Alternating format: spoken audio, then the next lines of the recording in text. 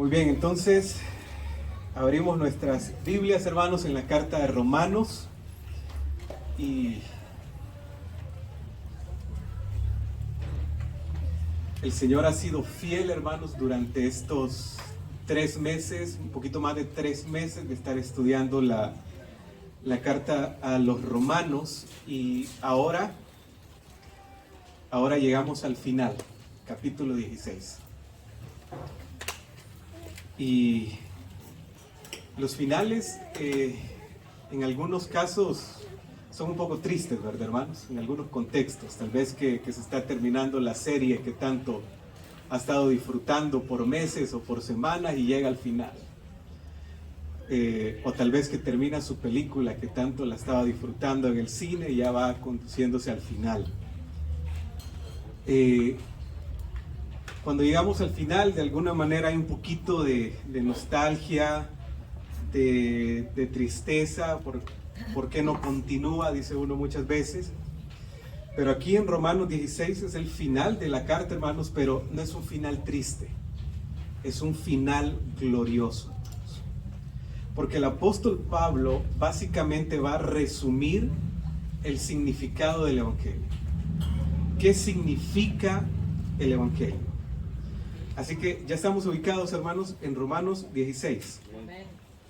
Mira lo que dice el versículo 2. Dice, les pido que reciban dignamente en el Señor. Versículo 3. Saluden a Priscila y Aquila, mis compañeros de trabajo, ¿en quién, hermanos? En Cristo. Versículo 8. Saluden a Amplias, mi querido hermano, ¿en quién, hermanos? En el Señor. Versículo 9. Saluden a Urbano, nuestro compañero de trabajo en Cristo. Versículo 10. Saluden a Apeles, que ha dado tantas pruebas de su fe en Cristo. Versículo 11. Saluden a Herodión, mi pariente. Saluden a los de la familia de Narciso, fieles en el Señor. Versículo 12. Saluden a Trifena y a Trifosa, los cuales se esfuerzan trabajando por el Señor. Saluden a mi querida hermana Pérsida, que ha trabajado muchísimo en el Señor. El significado del Evangelio es estar en Cristo, hermanos.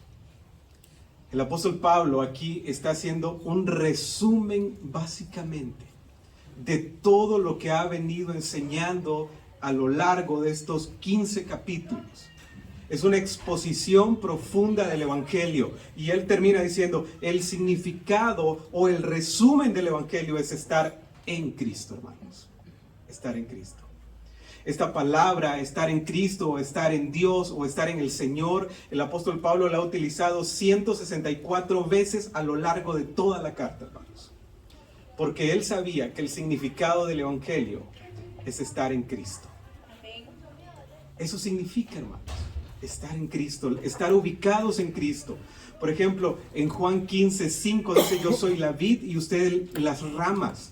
El que permanece en mí, como yo en él, dará mucho fruto. Separados de mí, nada pueden hacer. Estar en Cristo, permanecer en Cristo.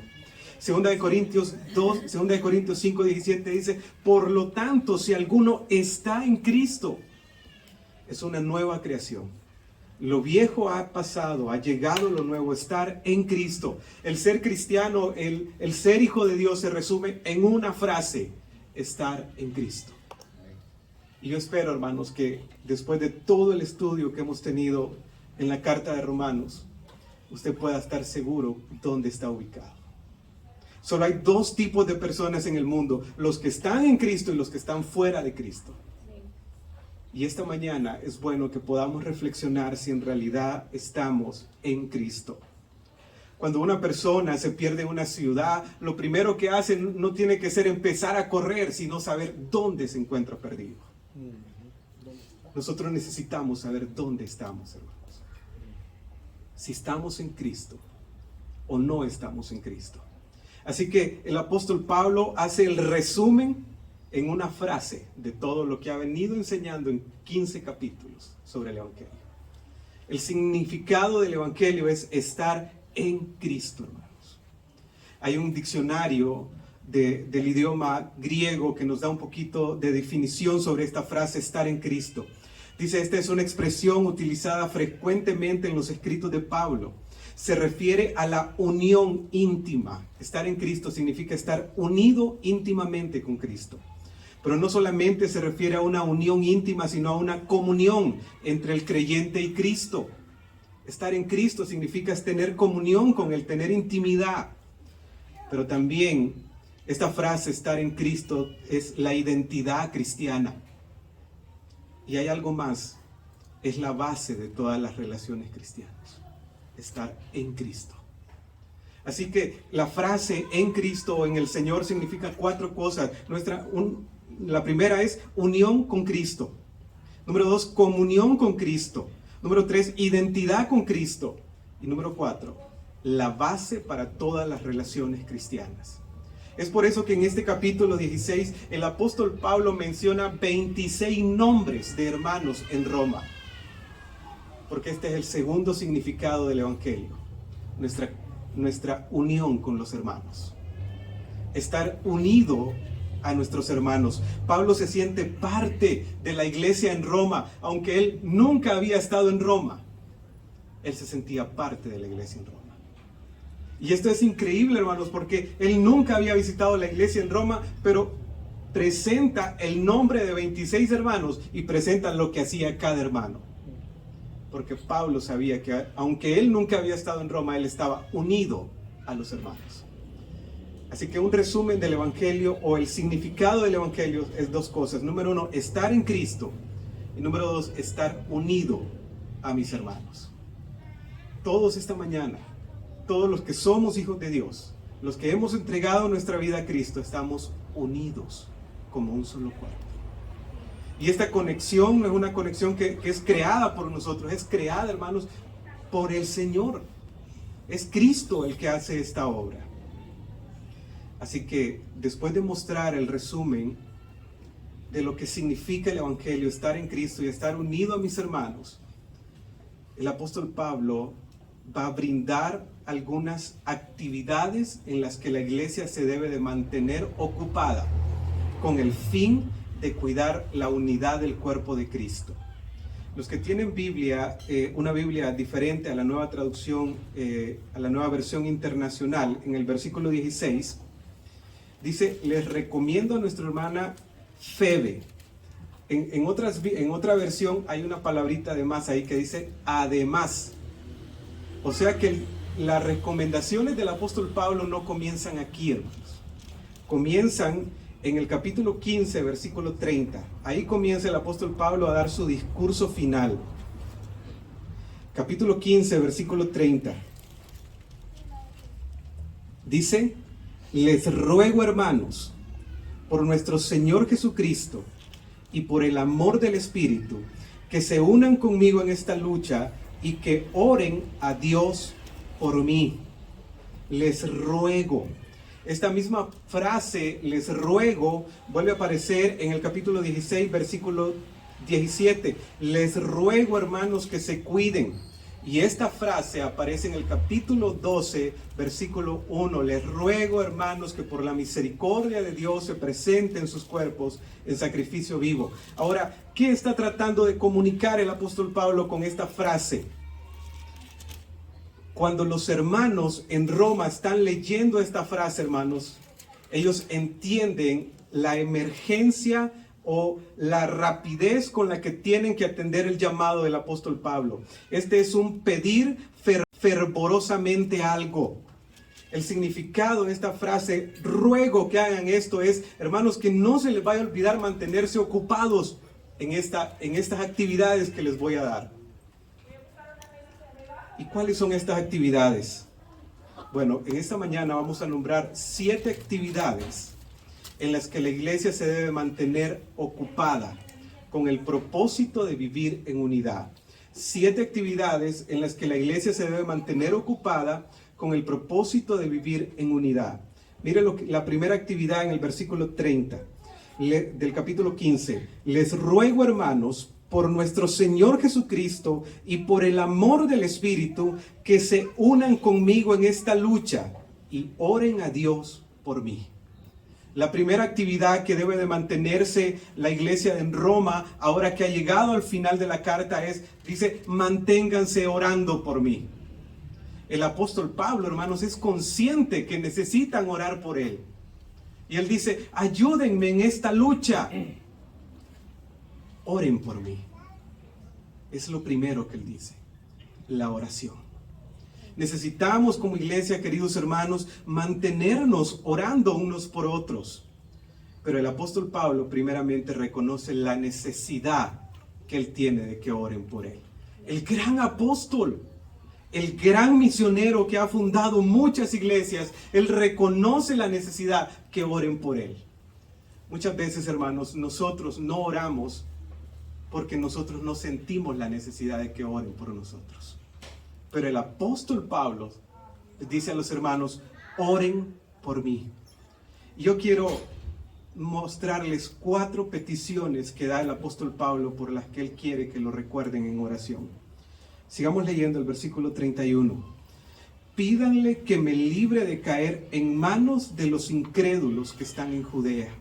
La primera petición es, oren por mí para que Dios me libre de caer en aquellos hermanos que no son de la fe. Que el Señor me libre de la oposición que está en Judea. Hermanos, en Judea había una gran oposición para el cristianismo de tal grado, según Hechos 23, que querían linchar o matar al apóstol Pablo. Él dice, líbrenme de la oposición. Yo creo que nosotros como cristianos necesitamos estar orando continuamente para que el Señor nos ayude, hermanos, en la oposición. De repente la oposición al cristianismo ahora no es tan directa, no es que alguien nos anda buscando para matarnos, para apedrearnos, pero sí hay oposición. Amén. El apóstol Pablo dice, oren por la oposición. Segunda petición del apóstol Pablo, en el mismo versículo 31, pídele a Dios que me libre de caer en manos de los incrédulos que están en Judea, y que los hermanos de Jerusalén reciban bien la ayuda que les llevo. El apóstol Pablo pide que los hermanos en Roma oren para que la ofrenda de servicio que él va a dar en Jerusalén sea acepta. Qué bonito, hermanos. Porque imagínense, que dice el apóstol Pablo, yo llego a Jerusalén y ellos no quieren recibir lo que yo les llevo. Según el capítulo 15, la iglesia de Macedonia y la iglesia de Acaya habían mandado una ofrenda económica a la iglesia en Jerusalén. Pero el apóstol está mostrando aquí que no basta con la ofrenda económica. Ellos necesitan que yo les sirva a ellos por un tiempo, pero oren para que mi servicio a ellos sea aceptable. Porque hay servicios, hermanos, que no son aceptables. Entonces necesitamos orar para que lo que nosotros hacemos en servicio de la obra del Señor sea aceptable delante de los hermanos. Versículo 32, encontramos otra petición. De modo, por la voluntad de Dios, llegaré a ustedes con alegría. La Reina Valera dice, y para que cuando llegue a ustedes, yo pueda llegar con alegría. El apóstol Pablo, según el capítulo 15, le motivo que lo pueda leer, había pasado años que él había deseado ir a Roma y ahora estaba próximo a poder llegar a Roma. Y él dice, yo quiero que oren, hermanos, para que cuando llegue a vosotros, llegue con gozo. Imagínense, hermanos, usted diciendo, hermanos, yo quiero que oren para que cuando llegue el domingo a nuestra reunión, yo llegue con gozo, hermanos. Que ese día me levante a las 6 de la mañana. Que ese día me goce en estar con ustedes. El apóstol Pablo pide oración para que cuando llegue haya gozo. Pero hay una petición más, siempre en el versículo 32. Dice, y podré descansar entre ustedes por algún tiempo. Estoy citando a la Reina Valera muchas veces, pero lo voy a volver a citar. La Reina Valera utiliza una frase que dice, para que me pueda recrear entre ustedes. El apóstol Pablo pide oración para que cuando él esté en la iglesia de Roma, él pueda recrearse con los hermanos. Descansar, como lo dice la Nueva Versión Internacional. Imagínense, hermanos, usted diga, hermanos, oren por mí para que cuando esté con ustedes, yo pueda descansar junto a ustedes. Que el tiempo del domingo sea un tiempo de descanso, un tiempo rico, estar recibiendo la palabra del Señor. Así que el apóstol muestra las peticiones por las cuales él quiere que estén orando. Entonces, lo primero en lo que la iglesia necesita mantenerse ocupada es en la oración, unos por otros. Pero la oración va a depender de qué tanta necesidad siente usted por la oración. Si usted es indiferente, si usted se cree que es un súper cristiano, va a decir, no, yo no necesito que oren por mí, ni mucho menos yo necesito orar por otros. Entonces, una necesidad propia. Versículo 2 del capítulo 16. Ahora sí entramos al capítulo 16. Dice, les pido que la reciban dignamente en el Señor. La segunda actividad en la que la iglesia necesita ocuparse es en recibirnos como es digno del Señor. Estarnos recibiendo unos a otros. Ahora, ¿a quién les dice Pablo que reciban acá? Bueno, el versículo 1 del capítulo 16 dice, les recomiendo a nuestra hermana Febe, diaconisa de la iglesia en Cencrea.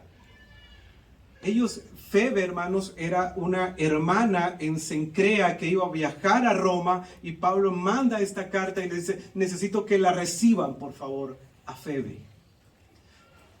Posiblemente, hermanos, Febe viene de un contexto pagano, porque su nombre femenino viene del nombre Febo, que es el dios del sol en Roma. Entonces, posiblemente el trasfondo de Febe es una persona que venía de un contexto totalmente difícil.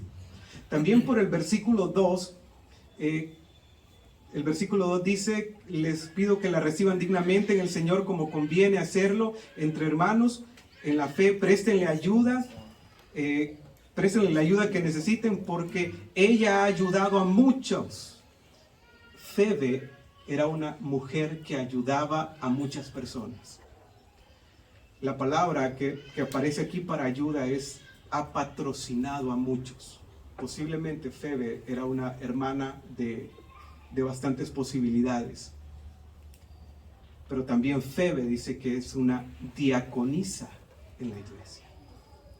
Interesante, el servicio de Febe. Y ahora Febe va para Roma. Y Pablo dice, recíbanla dignamente en el Señor. Recibirnos dignamente en el Señor. La palabra digno, hermano, significa como corresponde.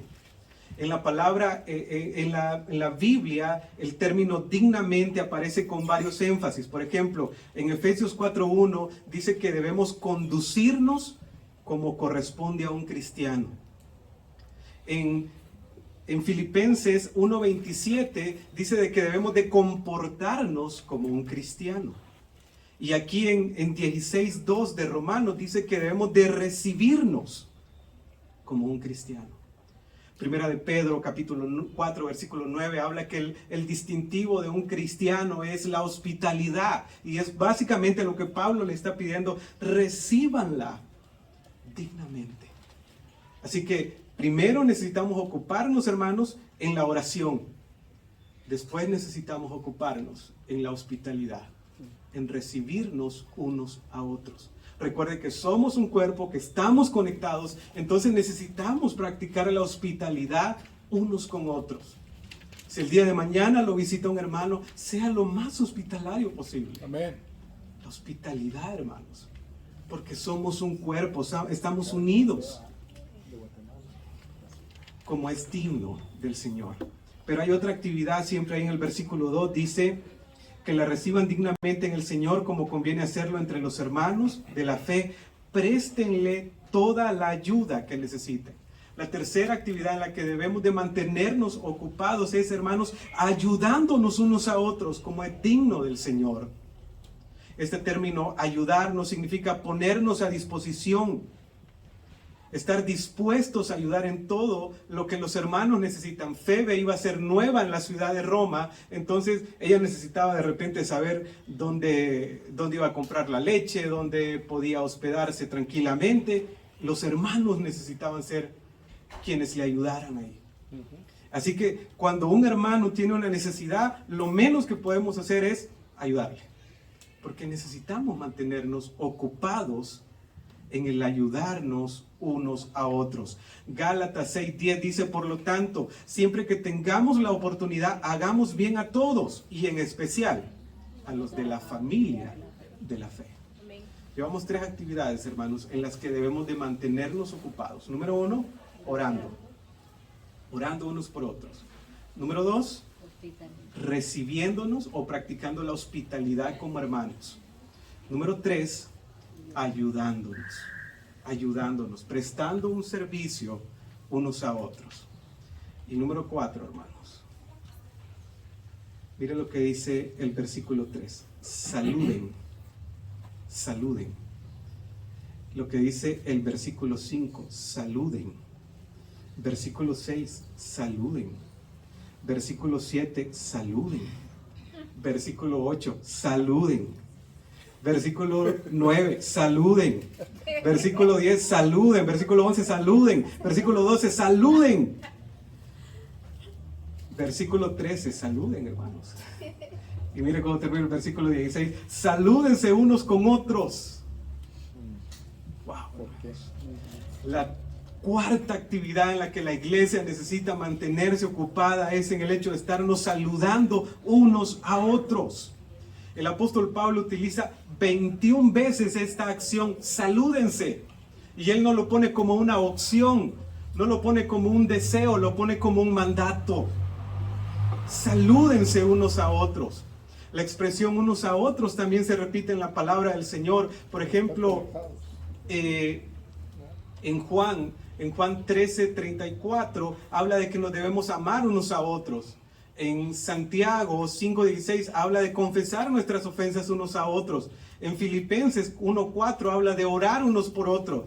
Y aquí en Romanos 16 habla de saludarnos unos a otros.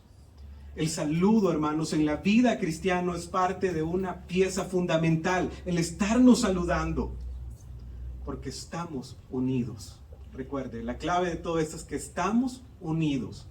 Ahora, ¿qué significa el saludo según la Biblia? Yo quiero mostrarle 3 aspectos de lo que es el saludo. El saludo es la cumbre de ese momento cuando nos damos un abrazo, estrechamos nuestras manos, con la pandemia le chocamos nuestros puños, pero ese solamente es la cumbre, es el resumen de 3 verdades de lo que significa el saludo. Mire, según el versículo 2, dice, les recomiendo a nuestra hermana Febe, diaconisa de la iglesia en Cencrea. Versículo 2 dice, préstenle toda la ayuda que necesite porque ella ha ayudado a muchos. Versículo 3, saluden a Priscila y a Aquila. ¿Quiénes eran Priscila y Aquila, hermanos? Mis compañeros o colaboradores de trabajo. Versículo 5, miren. Saluden igualmente a la iglesia que se reúne en la casa de ellos, de Priscila y Aquila. Dice, saluden a mi querido hermano Epeneto, el primer convertido en Cristo en la provincia de Asia. Versículo 6, dice, saluden a María. ¿Qué ha hecho María, hermanos? Vamos a ver, miren el versículo que ha hecho María. Ha trabajado. Ok, hermanos, miren el versículo 7. Saluden a Andrónico y a Junias, mis parientes. ¿Y qué eran estos, hermanos? Compañeros de cárcel, hermanos, compañeros de cárcel. Ahora, mire el versículo 12. Saluden a Trifena y a Trifosa. Posiblemente estas mujeres eran gemelas, hermanos, por el nombre. Las cuales se esfuerzan haciendo ¿qué? Trabajando en el Señor. Pablo, hermanos, conocía a cada uno de estos hermanos. El saludo primeramente significa yo conozco a esta persona. Si usted mira, el apóstol Pablo dice, Trifena y Trifosa han trabajado. Junias es compañero mío de prisiones. Priscila y Aquila, ellos son mis compañeros, tienen una iglesia en casa. Febe, pues, ha ayudado a muchos. El saludo primeramente significa: yo te conozco lo que tú haces. Yo sé quién tú eres. Así que cuando Pablo está dando estos saludos aquí, no está saludando a personas desconocidas, sino a personas que él conoce, hermanos. Personas que él ha dedicado su tiempo para conocer. Ahora, la pregunta es, hermanos, cuando nosotros nos saludamos entre personas que conocemos en realidad o nos saludamos entre personas desconocidas. Como miembros de la Iglesia Esperanza Viva, necesitamos conocernos. Así es. No solamente el saludo no es estrechar la mano, sino estrechar la mano diciendo: yo te conozco, hermano. Yo sé que tú eres mi hermano, sé quién eres, qué haces. Pablo está saludando aquí. Así que el saludo primeramente es conocimiento. Y el conocimiento de Pablo es tan grande, hermanos, que él menciona 26 hermanos de la iglesia de Roma. Ahora imagínense que yo le dijera al azar a cualquiera de ustedes que están aquí: hermanito allá, por favor, de rojo, levántese y dígame 26 hermanos de los que están acá. ¿Lo diría, hermanos? No me preocupe, no lo voy a hacer, hermano, que quizás yo salgo reventado también. Pablo menciona 26 hermanos. Así que intencionalmente necesitamos empezar a conocernos como iglesia, para que no nos estemos saludando entre desconocidos. ¿Cierto? Somos hermanos, estamos unidos. Recuerde que el evangelio significa estar en Cristo, pero estar unido a mis hermanos. Son dos bases, son dos cosas. No podemos vivir la vida cristiana solo en, no, pues yo estoy en Cristo y ya, solvente. No, necesitamos estar unidos como hermanos. Segundo lugar, ¿qué significa el saludo? Vamos a ver algunos versículos. El versículo 5. Saluden igualmente a la iglesia que se reúne en la casa de ellos. Saluden a mi querido hermano.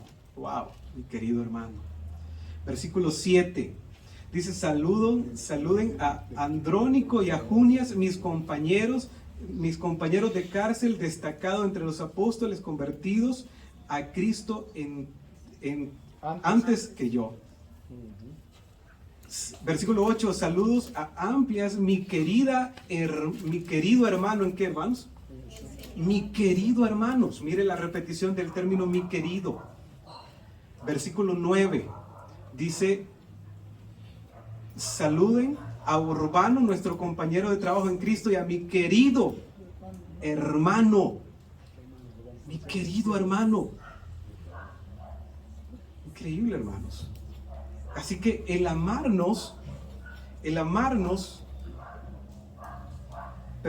saludarnos también significa amarnos. No solamente es conocimiento, sino que también es amor, es amarnos unos a otros. Miren lo que dice el versículo 13: saluden a Rufo, distinguido creyente, y a su madre, que ha sido también como mi madre. Wow, hermanos. La madre de Rufo decía, le platicaban de Pablo y él decía: Pablo es como que si fuera mi hijo.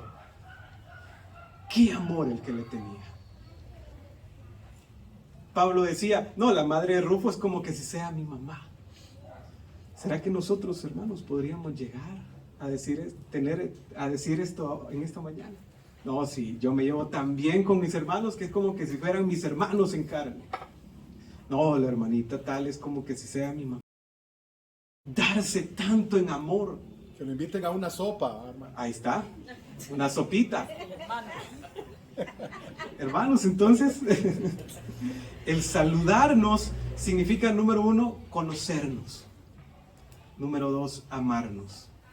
Y número 3, valorarnos. Mira lo que dice el versículo 4.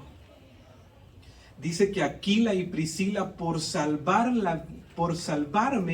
la vida, ellos arriesgaron la suya. Wow, Esto significa arriesgar el cuello, hermanos. Priscila y Aquila estuvieron arriesgando sus cuellos por salvar a Pablo. Y Pablo lo reconoce. Versículo 5 dice, saluden igualmente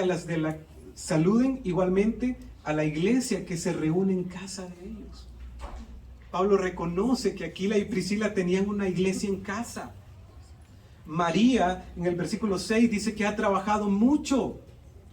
Dice que Urbano, en el versículo 9, Urbano se ha esforzado en el Señor. Así que cuando nos saludamos también significa, hermano, yo valoro todo lo que tú haces. Así que no, este saludo que habla aquí, hermano, no es el típico saludo que tenemos nosotros como hondureños. No, si yo los saludo. ¡Ja! No, hermanos, el saludo significa tres cosas. Conocernos, amarnos. ¿Será que usted cada domingo está saludando a personas que ama en verdad? Y número 3, valorarnos. ¿Será que nos estamos saludando entre hermanos que en realidad valoramos lo que estamos haciendo?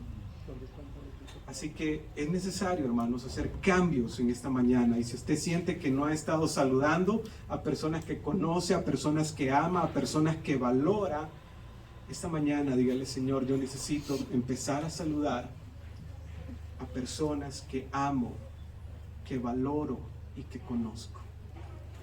Así que es de darnos intencionalmente unos a otros como hermanos.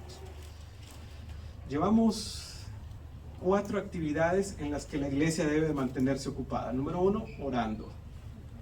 Número 2, recibiéndonos. Número 3, ayudándonos. Número 4, saludándonos. Y número 5, cuidándonos de los que causan división. Mira el versículo 17. Les ruego.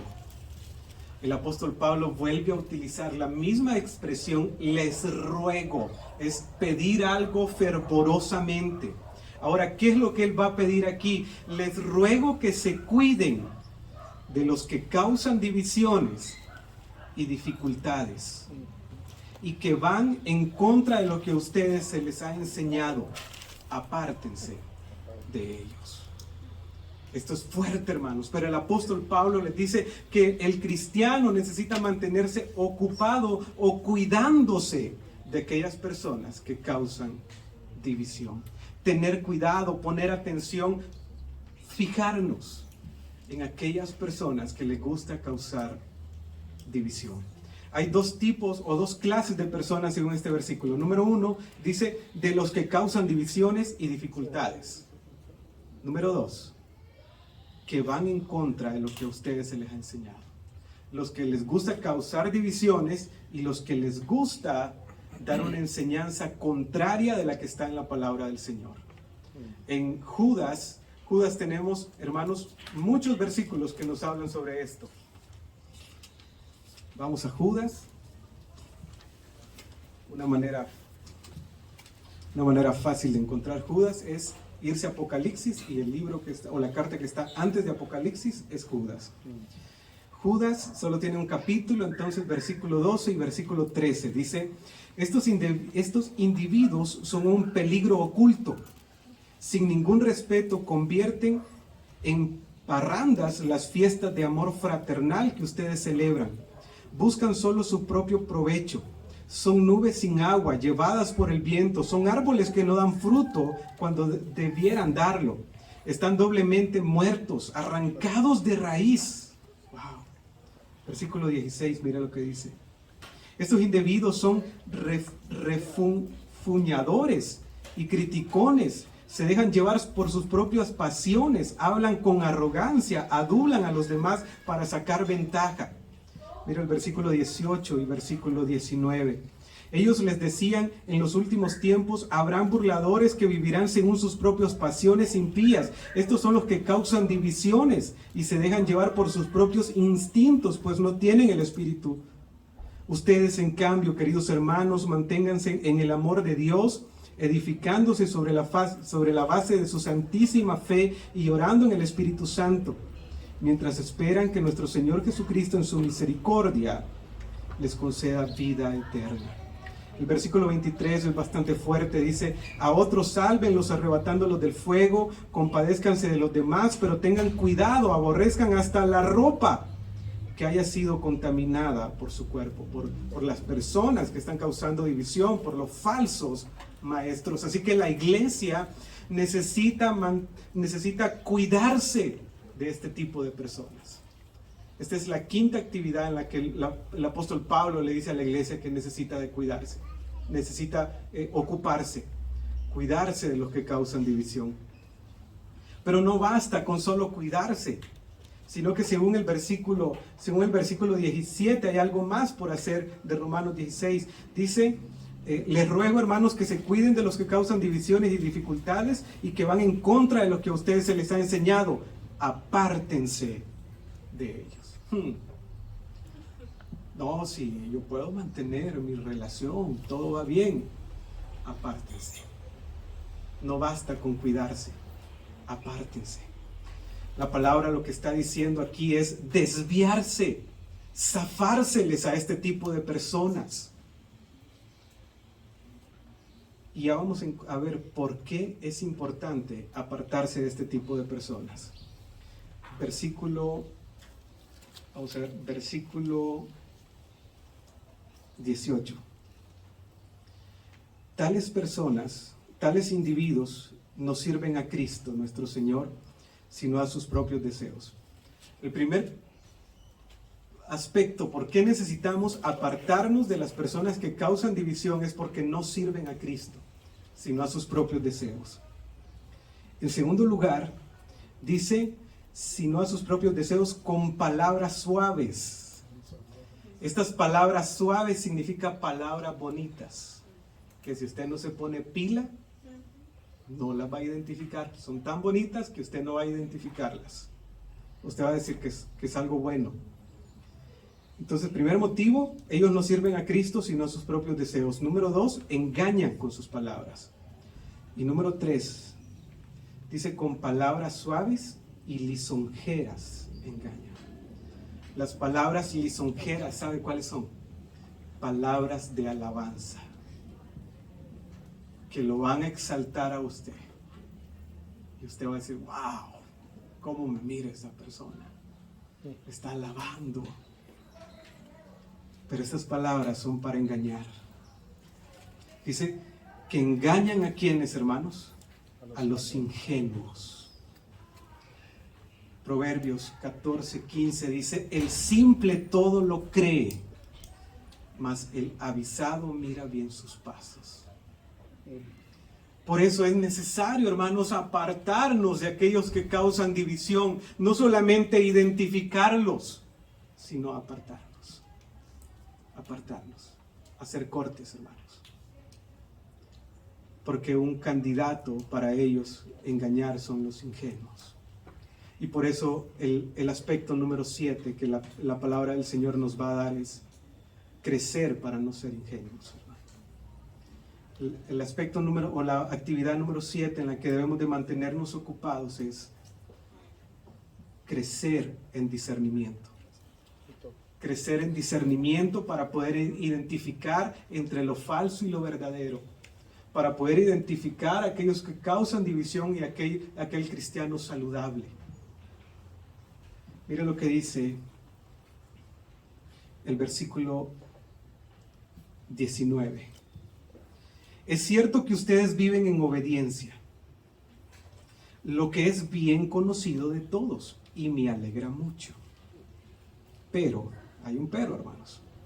Quiero que sean sagaces para el bien e inocentes para el mal.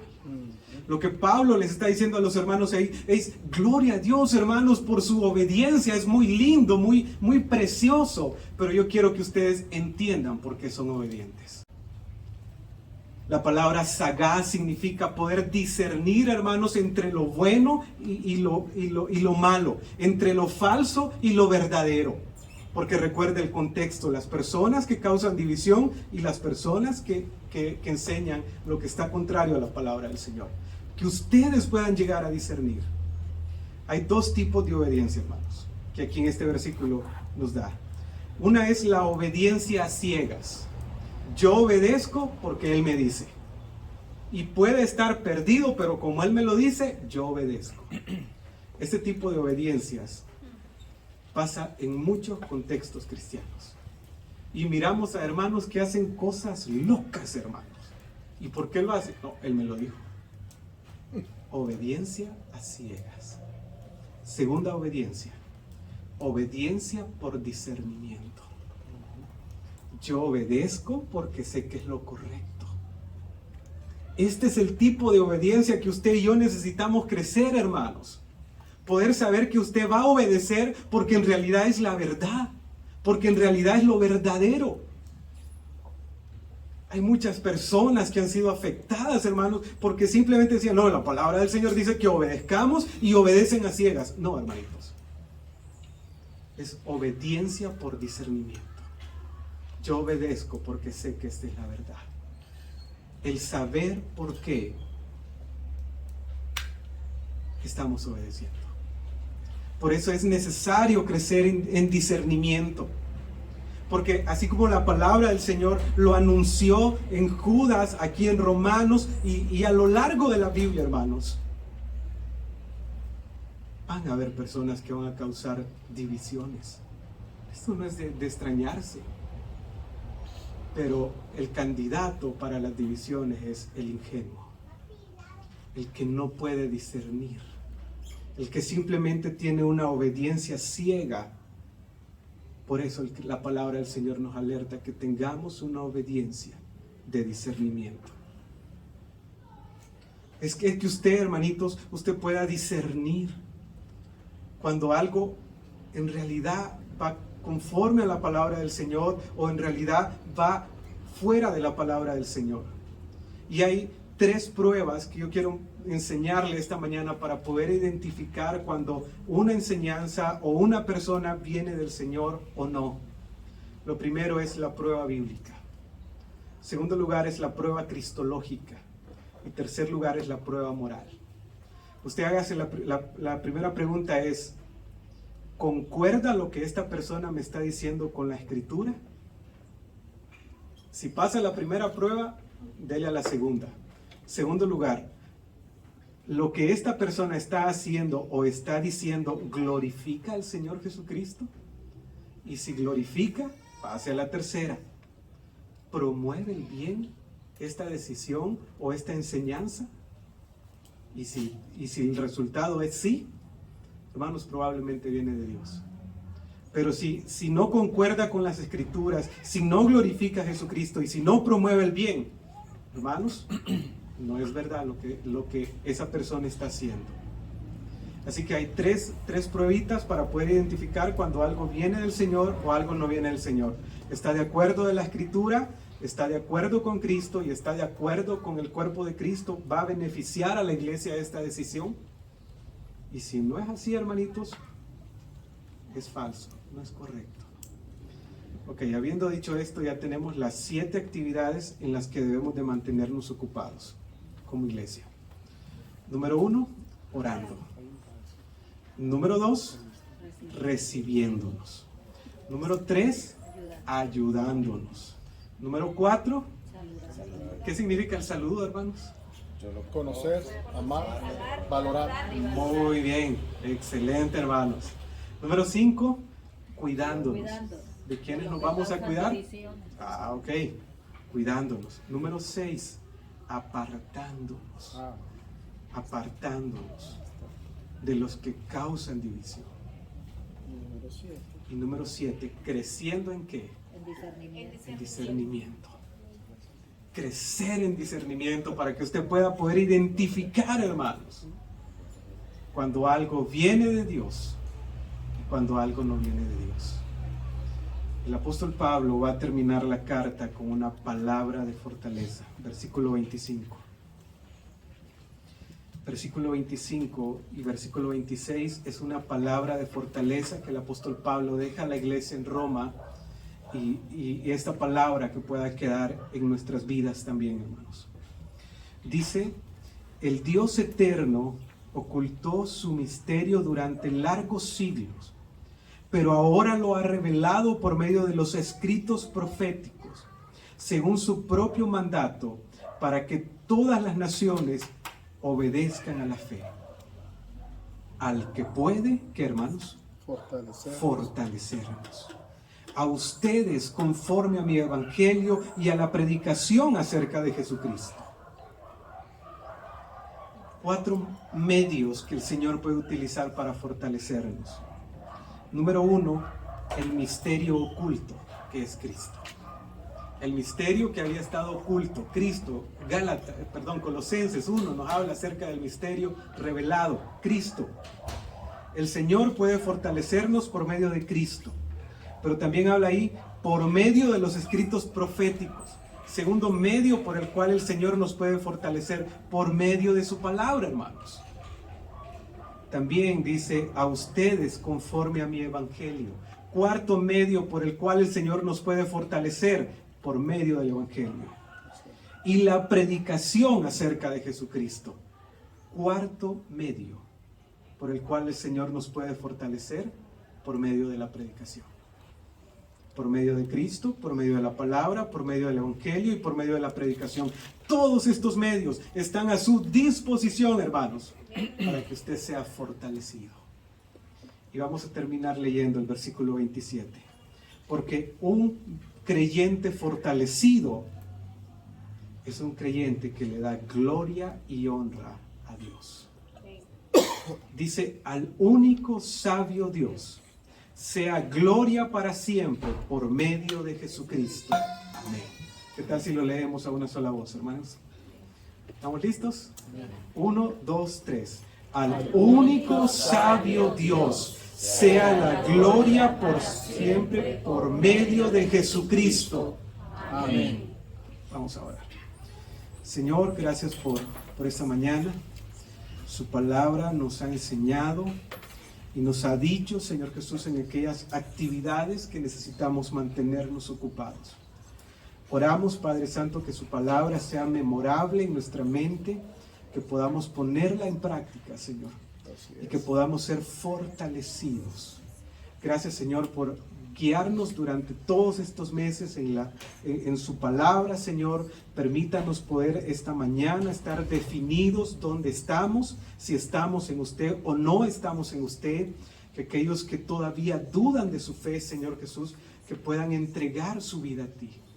Que aquellos, Señor Jesús, que han estado entre sí y no, que por favor puedan fortalecerse, Señor Jesús, y que puedan comprometerse contigo. Señor, le amamos y le decimos gracias, Señor, y desde ya oramos por la próxima serie, que sea de bendición y que podamos seguir creciendo en usted. En el nombre de Jesús. Amén. Muy buenos días, mis hermanos, que el Señor les bendiga.